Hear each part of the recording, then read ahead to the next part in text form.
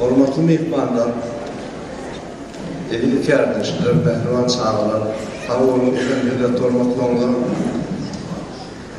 Bir çağa tak, 5. klasa tak, 10. klasa oğlanlara şeyler, lokan kadirdi. 10. avaramızda o 40 yaşlı, 50 yaşlı atın lokan adamların kadirdi. Hemmetin üstünden geçip 70'e verdik bu lokan kovuklu adam yok.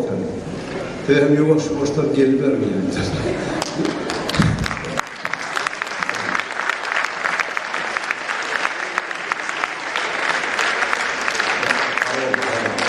Çok bunu tutturman gereken geziyor kendimle. Şimdi adamlar beni çok kurrak durmayın. Kardeşlerimle yani şahirler, sözlerine ya da aydınlığını vermeyip verin. Şu 89. yıllarda geçen adamın bir editör taramamak bilen oldu.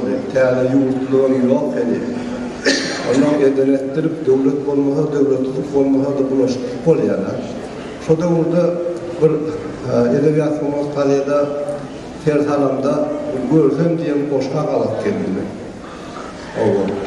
Şol boşluğunda da edilmeyen şu dünya karayışım şu boşluğunda var eken. Onun 10 küplette var, ben fikrini taylap kaydım ettim. Şu da burada yolaman hem atavun sağlamları ettirirken yerde ayıttı onu. Ben düşünün bileyenler. Bir oradım divan boşluğuna görsem diye. Yani ben 2 bilen şuna gittim.